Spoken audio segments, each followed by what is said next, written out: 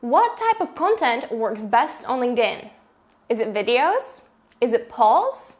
Is it live streams? Perhaps document style posts? Now, if you have been wondering about the same thing, stay tuned because in this video, I'm about to unravel that mystery for you. I'm Vendy and I'm all about helping coaches and consultants sign up consistent inbound clients on LinkedIn without sending any spammy or salesy DMs. So, if you have been thinking about using LinkedIn in your marketing this year, be sure you subscribe to my channel and hit that bell to be notified every time I release a new video. Okay, my darlings, so you want to know what type of content performs best on LinkedIn. Is it text posts, images, GIFs, videos, live streams, polls, articles? Now, the truth is that the secret sauce behind having high-performing posts is actually less about the type of content you choose to write and more about the copy behind it. So let me tell you what I mean. Now, if you're planning to appear on LinkedIn and shove your product or service down everyone's throat, it honestly does not matter whether you do a live stream, whether you do text posts or images. It simply will not work because people are not going to engage with salesy content. Remember, LinkedIn is all about content marketing, not advertising. And if you want to be reminded what is the difference between the two, make sure you check out the video I'm going to link in the cards above so you understand what type of content not to create on LinkedIn. Okay, so now that we have established that you actually have to serve your audience on LinkedIn and bring value to their lives, the next thing you need to consider is how your post is structured.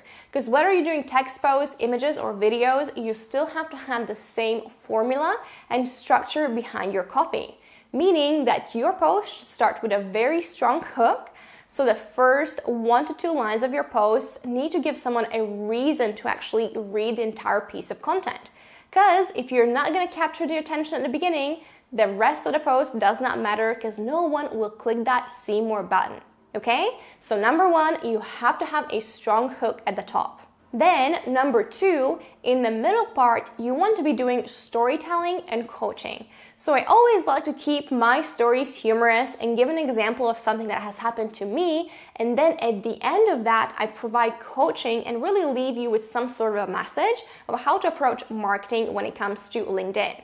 And then number 3, at the end of the post, I always encourage that you have a call to action, meaning that you have to ask a question in relation to what you just shared.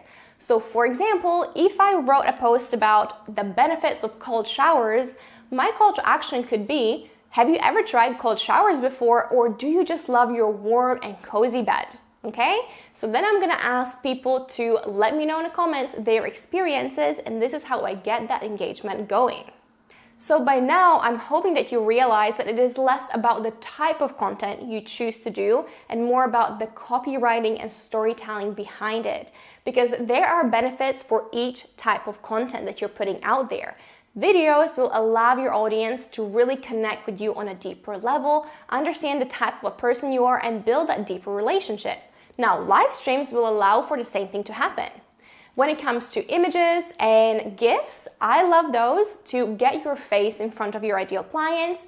So many of my posts have pictures of me, or you might see my setup and just behind the scenes of what is happening in my life to again give you a glimpse of how I run my business and really also establish that connection with you.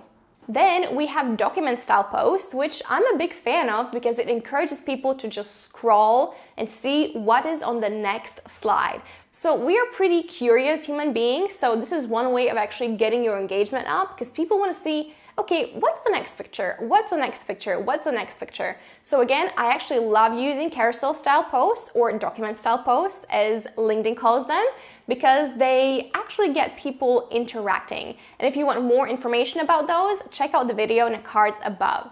LinkedIn polls are also super fun to make because honestly, it only takes like 5 minutes for you to create a quick poll and the exposure you can get for one is incredible. And again, if you haven't done LinkedIn polls before, I'm gonna link a video in a card so you can get more information on that. Now, lastly, we have text posts and articles, and personally, I do these the least because I genuinely believe that as a coach or a consultant, people are buying into you, not your product or service, which means it's very important that your ideal clients establish a connection and a relationship with you. And appearing on video or seeing your face in their newsfeed is so much more powerful than seeing a simple text post. This is why I actually recommend to all my clients to always use pictures in their content or to appear in a live stream or in a video, because again, I want their audience to get a sense of who they are, to establish that connection, and then ultimately want to feel compelled to reach out to them. Because again, a text post can do it, but you really have to become a very great copywriter to communicate that essence through a copy, when you could literally just have your picture up there and also have that story behind it. Now, if you have been playing around with different types of content on LinkedIn and none of them seem to be working for you, I highly encourage that you join me on Patreon, which is where I share exclusive tips and insights of how to grow your business on LinkedIn, and you actually get direct access to me, where every single week I bring you on video in a live stream and you get to have a conversation with me and ask your very specific questions about how to really grow on LinkedIn, get clients on LinkedIn, and actually get engagement on your content. So you definitely want to head over to Patreon and join our community today. I also highly encourage that you grab my quick start guide to LinkedIn below this video, where I show you exactly how I attract inbound clients on this platform.